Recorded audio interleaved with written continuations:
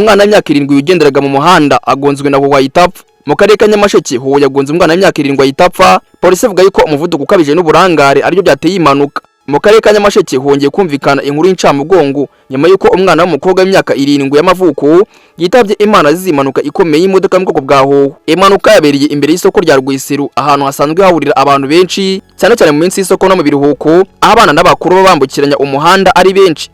Amakuru agaragaza yuko iyi mpanuka betari cya 17 Nyakanga 2026 agana saa 5 z'amanywa ibera muri njye Kagano mu kagari ka Rwisiru mudugudu wa Kamasira. Imodoka yo bwoko bwa Hoho yari ivuye mu karere ka Nyamasheke yerekeza ku Kinini. Egeze ngo hafi y'isoko rya Rwisiru igunga umwana witwa Igihozo Elvin wari ufite imyaka 7 y'amavuko ahitapfa. Uyu mwana ngo arimo kwambuka umuhanda ubwo imodoka yamugongaga atahita Imana ku kanya mbere yuko ahabwa ubutabazi. Abari hafi y'aho impanuka yabereye bavuga yuko byabaye mu kanya gato cyane.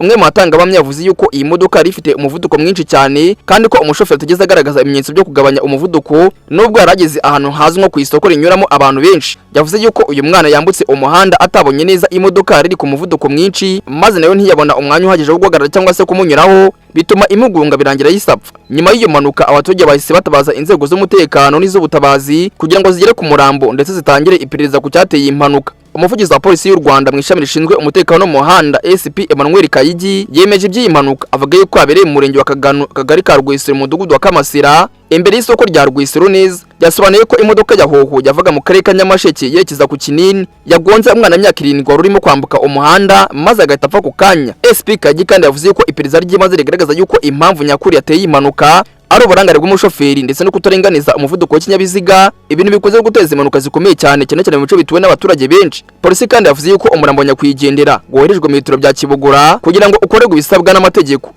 Umushoferi utwaye imodoka yise afatwa n'inzego z'umutekano kugira ngo akurikiranwe hakurikijwe amategeko mu gihe kandi perezida ririmo riramukorwaho rigikomeje. Ngaye ngo ko rero twanganisha umuryango bozi y'umwana Igihozo Elvin ndetse kandi twifurije umwana w'imyaka 7 Igihozo Elvin kugira uruko ridashira rwose aruhukire mu mahoro, rest in peace. Uyu mushoferi kandi nawe cyane kimuhama bamuhane hakurikijwe amategeko. Ngaye ngo ko rero mbaganikana gace mu nyine cyari mu Nyabari Obed nayo ni isoko y'amakuru mwari mukurikiye.